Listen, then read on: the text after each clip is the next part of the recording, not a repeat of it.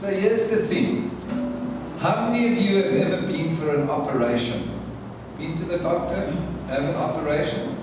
Yeah? I've got to tell you a funny story though. Okay, and it's a true story. It really happened.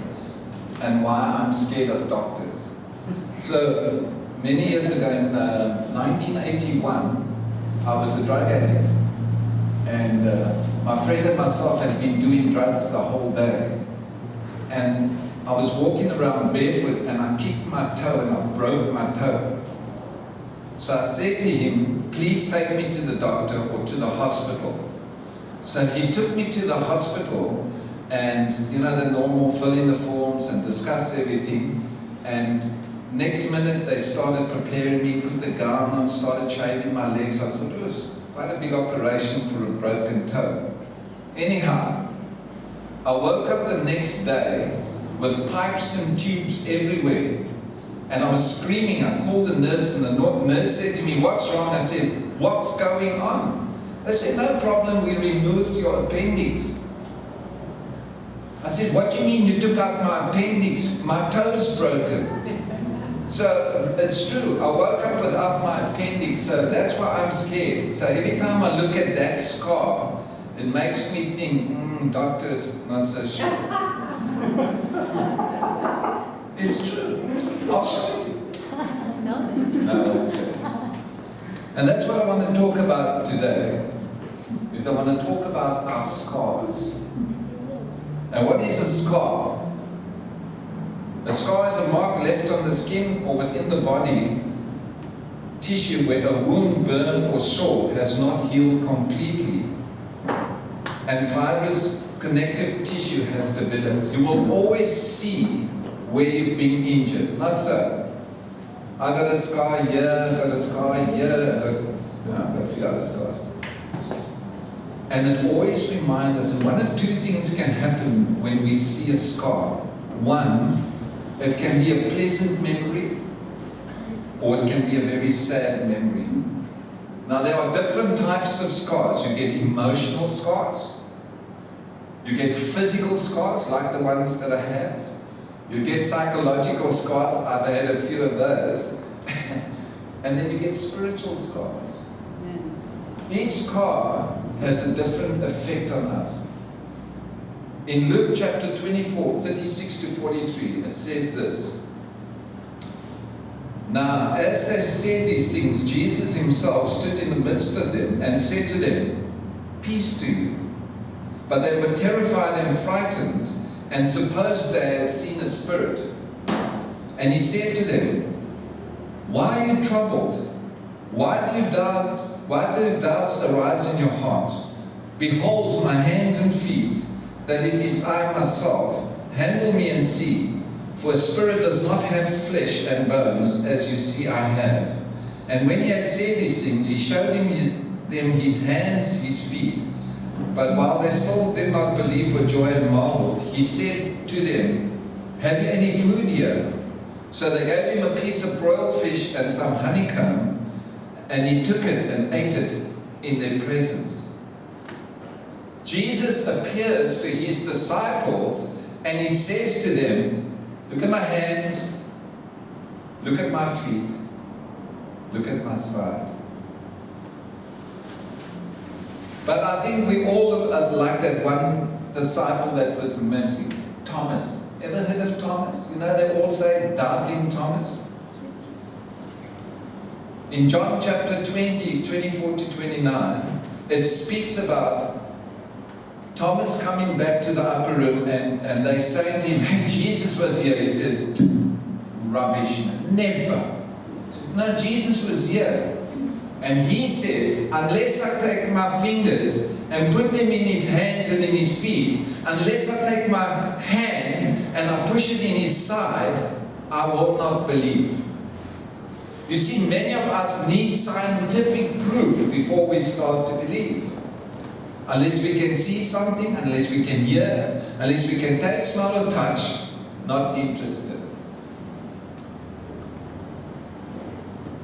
And what happens? 8 days later, Jesus comes back.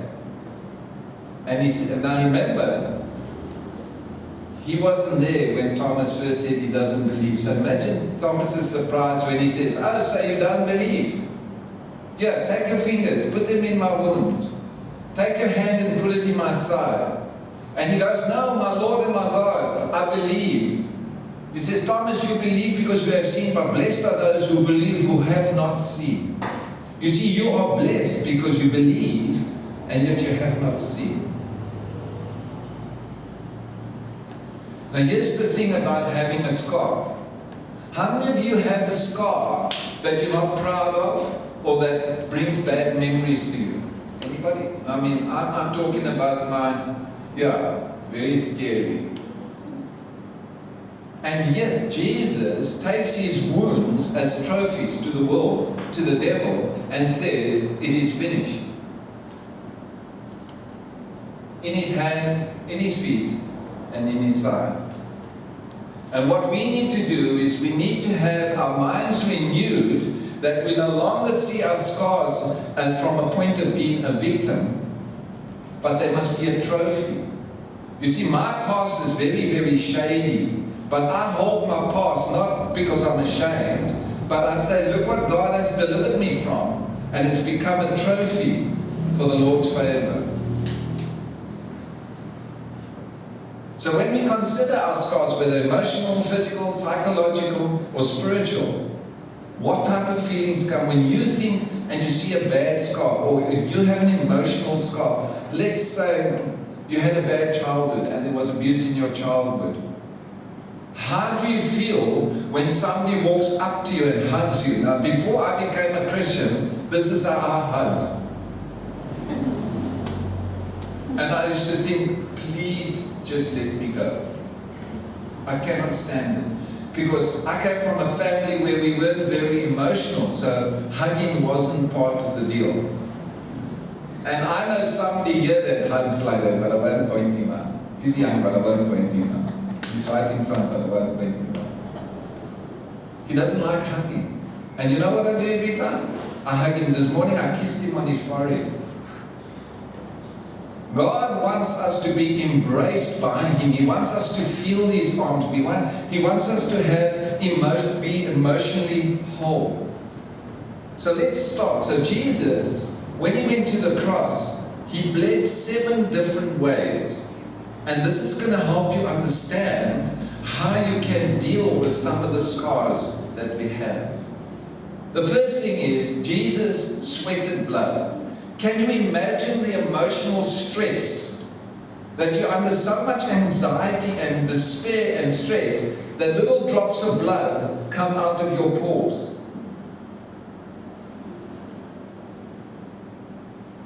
This allowed us to be given victory over our emotional scars. And I'm just going to go briefly through some of them. It could be somebody in the family dying. It could be a parent or close friend that has abused us. It could be about being sexually assaulted. Maybe losing a pet. I mean, for some people, pets are very, very important. I can see on the island how people love their pets. What about being bullied at school? Or if as a young child, your parents move and so you keep moving, no stability, no friends, no lasting relationships. What about having somebody that's sick? A family member or a sibling? What about being different? I think Moses was emotionally scarred because he used to stutter. What if we don't look exactly the same like everybody else and people tease us and so we become emotionally scarred? What about poverty? We don't have money. All the friends have all the clothes, all the phones, everything, but we don't have what they have. Sometimes being the only child can cause us to be emotionally scarred. What about mental or physical abuse by our parents?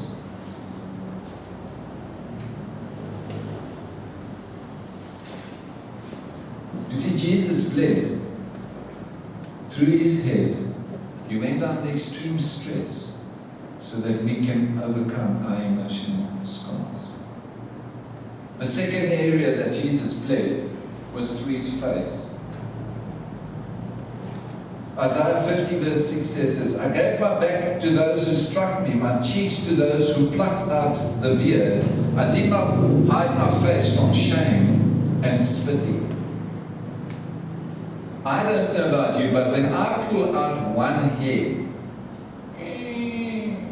I don't know how ladies do it when they pluck their eyebrows. I want to cry, and then they go, took, they pull it out. Can you imagine your facial hair being torn out of your face? Can you imagine the pain and the anxiety? Can you imagine being punched? And he didn't see that punch coming. They were still questioning him, and out of the side, the one soldier just smashed him in the face. And he bled. Why did Jesus bleed through his face? It's to help us with our low self-esteem, self-hatred. There are people that have emotional scars. You can see it when you talk to them and they reach out. You just see how they've tried to harm themselves. There are many times I speak to people and they said, no, I tried to kill myself. I took pills. I tried this. I tried that. I met a young guy many years ago, and I was told to go see him in the hospital. He had tried to commit suicide. And while I was speaking to him, he said, give me your finger. So I said, okay, and I took my finger, and he stuck the finger through a bullet hole in his head. What had happened, he was angry with somebody, and he got a gun, and decided that he was going to kill them. But as he got closer and closer to the place, he turned around and started running. And while he was running, he took the gun, stuck it in his mouth, point blank range, and fired off a shot. The bullet went up, hit his jawbone, and came out the side of his head. And you know what I said to him? I said, why do you think God spared your life? I mean, it's impossible. How do you miss your brain from here? Either you got no brain, or the gun's bent.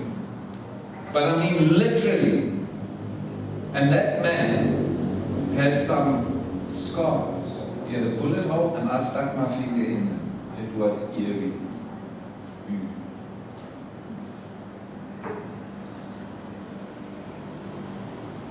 What have we done that we are so ashamed of? What secret are we hiding that we daren't let people know because of the shame that it brings? Did we make decisions that were not good? What was it? Jesus bled a third time. It says that his back was lashed 39 times. 39. Isaiah 53 verse 5. But he was wounded for our transgressions. He was bruised for our iniquities. The chastisement of our peace was on him, and with his stripes we were healed. You see, every stripe, 39 of them, it is said that there are 39 groups of illnesses and disease. Groups. Is it coincidence? Is it by chance? Jesus went and had his flesh removed from his back so that we will have victory over sickness and disease. You see, some people are afflicted by disease and they're left maimed or scarred or not like they used to be. But Jesus gave us victory over sickness and disease. What sickness, what disease are you suffering with? And the doctors have said, there's no chance. Just before I came to Thailand, I met a man in a coffee shop. And after some conversation, I turned back and I said to him, oh, by the way, I need to tell you that my wife was diagnosed with leukemia and given 5 years to live. It's 20 years later. And then she was diagnosed with cancer in the spine, and she's been healed. I don't know why I'm telling you this, but I need to tell you. And as I walked away, he called me back. He said, well, next week, I'm having my one kidney removed because it's completely cancerous. So I said to him, do you mind if I pray for you? And it was a really short prayer. I said, Father, you know the desires of his heart. I pray for your healing in Jesus' name.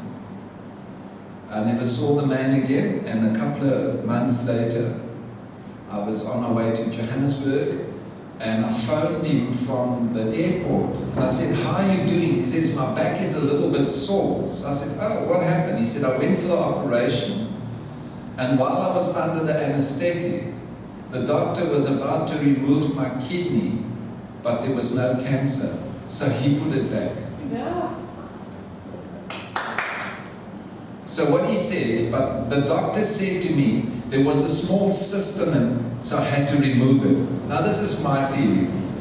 Can you imagine how embarrassing it must be? You like the surgeon, everybody's around with their mask. The doctor, oh.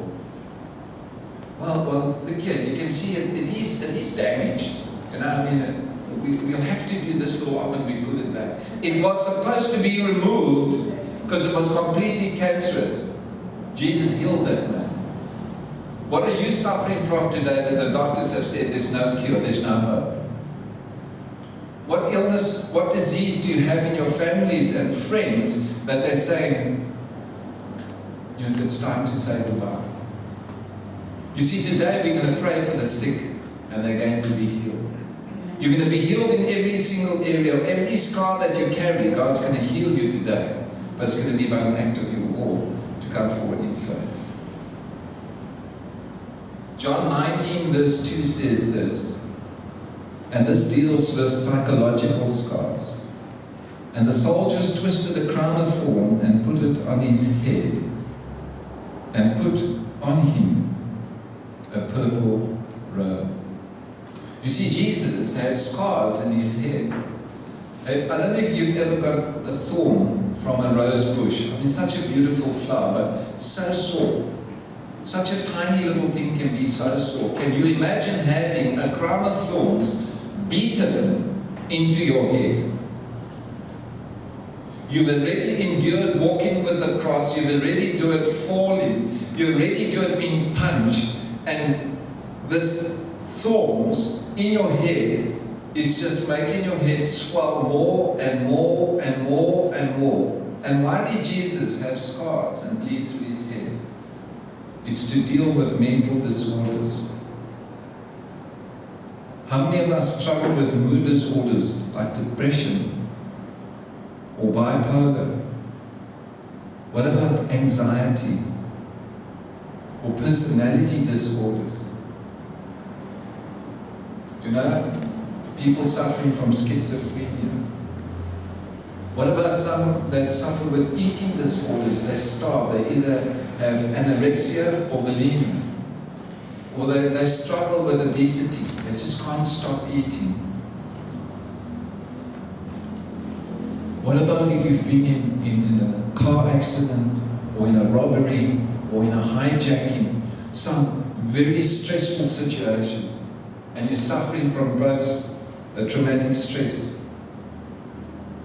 What about substance disorders? People on medication that they've become addicted to, or drugs, or drinking, or gambling. You see, he had these scars on his head so that God can deal with all our emotional scars and psychological scars. Colossians 2:14 says this, having wiped out the handwriting of requirements that was against us, which, contrary to us, he had taken it out of the way, having nailed it to the cross. Jesus had his hands pierced. What have these hands done? What harm have these hands done? Have these hands struck out at somebody? Have these hands been abusive to somebody? Have these hands stolen? What have these hands done that have not been pleasing to God? What scars do we carry through our hands because of our actions? You see, physical abuse can have a scarring effect on people. You'll see it in somebody, even if you just do this, you'll see the person go back because they think they're going to be struck.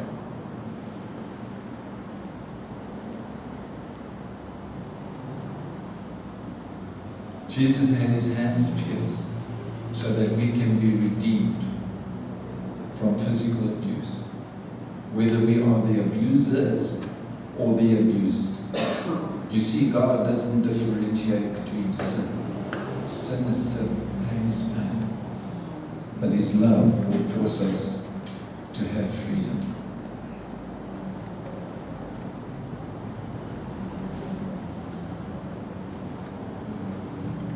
It says that they nailed his feet to the cross.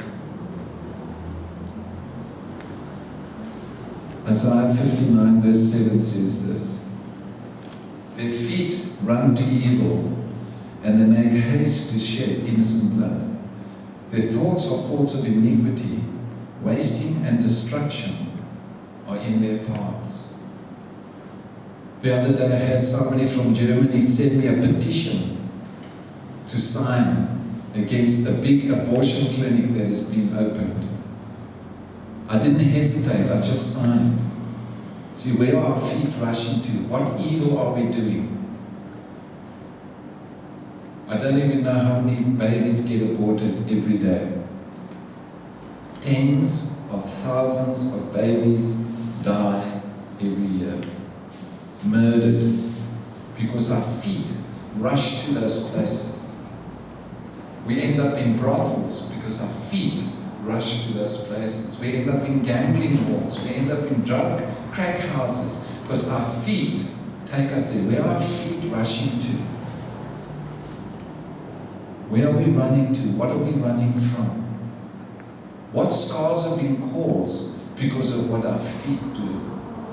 You see, I don't know if anybody that goes ahead or stays behind and does anything without the use of their feet. You know, maybe you can blame your feet. I didn't do it, my feet did it. But in Isaiah 52 verse 7 it says this: how beautiful on the mountains are the feet of him that bring good tidings, that publishes peace, that brings good tidings of good, that publishes salvation, that said to Zion, your God reigns. You see, our feet can be used to spread the gospel of peace. We're quick to sin with our feet, but how quick are we to go and share the message of salvation? How quick are we to go to some place where there's a need that people don't know who Jesus is? They know of him, but they don't know him. The scars on Jesus' feet made our feet beautiful. Because when we got born again, it gave us the opportunity. Jesus says, come to me. Now go, make disciples of all nations. Are we discipling people? Are we teaching them? Are we baptizing them? Or where do our feet carry us? And then finally, Jesus has a scar in his side.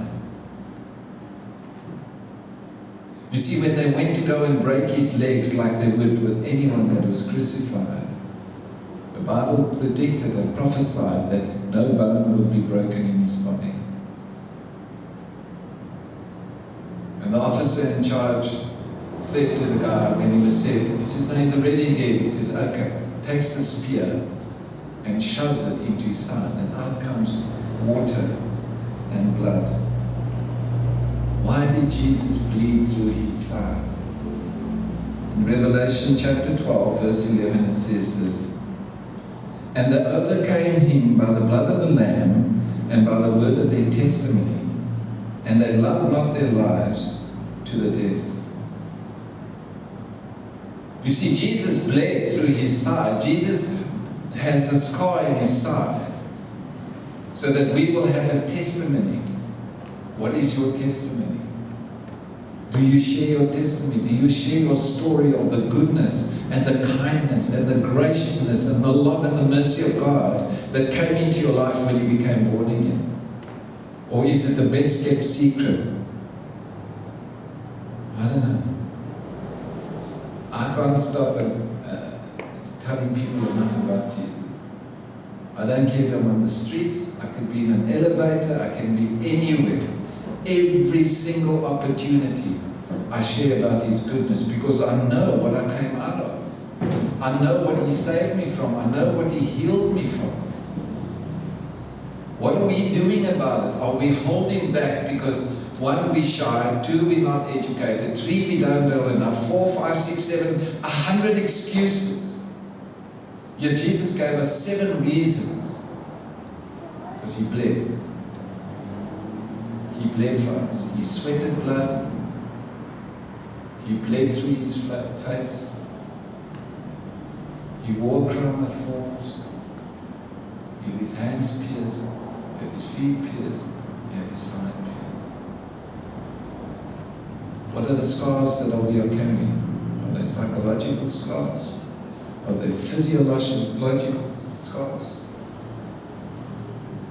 Are they emotional scars? Or are they spiritual scars? You see, it doesn't matter what you say. Jesus came to set the captives free. It's amazing. People say, I'm born again. I love Jesus. And yet when you speak to them, all these things come to the surface. Oh, why aren't you going to church? No, the last church I was at, the pastor wasn't great. Spiritual scar. And the enemy loves scars. But you see, we can use those scars as a testimony to the goodness of God. What are you doing with your scars? How many of you today are saying, Lord, I don't want the pain of these scars anymore. Lord, I want to be set free. I want to be healed. You see, God will never force Himself on you. The Holy Spirit's gentle. He won't come and say, you will do this. He'll woo you. He'll invite you in. He'll lay the facts out for you, but you have to make, and you and I have to make the decision. You see, how long are we going to walk through life with a limp? I love Jesus, but I can do this, but I can do all things through Christ Jesus, but Jesus came to set me free, but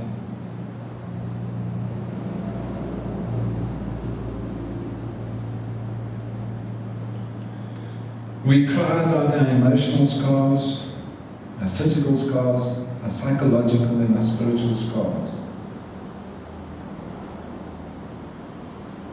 And yet we fail to think about what Jesus did to heal us from those scars. And I want to encourage us today, if that's you, like it is me, I battle with all 4 of those areas every single day.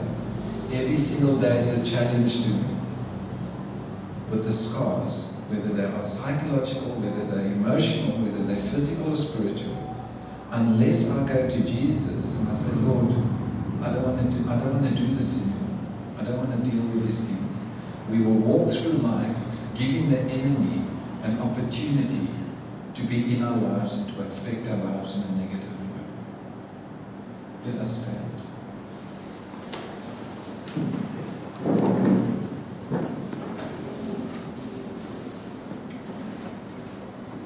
So I know they always say in churches, close your eyes and we're going to pray, and if that's you, put up your hand. But you know what, today we're going to overcome the fear of our scars.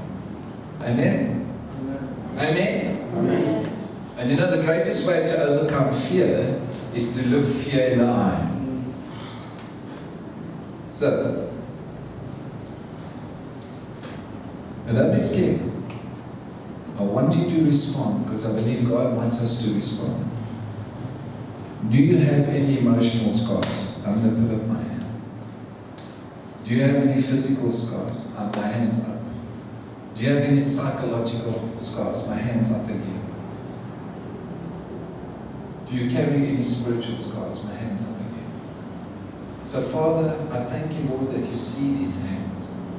Holy Spirit, I pray right now in Jesus' name that you will meet them at the point of their need, Lord. Father, we pray for complete healing, complete freedom, complete wholeness. Lord, not about what they did or what they didn't do, but it's what you've done on the cross, Jesus, to give us victory over every area in our lives. Lord, I plead your precious blood over them. I thank you, Holy Spirit, that you will bring to remembrance things, that they will look fear in the eye. For your word declares you have not given us a spirit of fear, but of love, power, and a sound mind. We thank you, Lord, that we receive our healing now in every area of our lives by faith, and we give you praise and we give you glory in Jesus' name. Amen.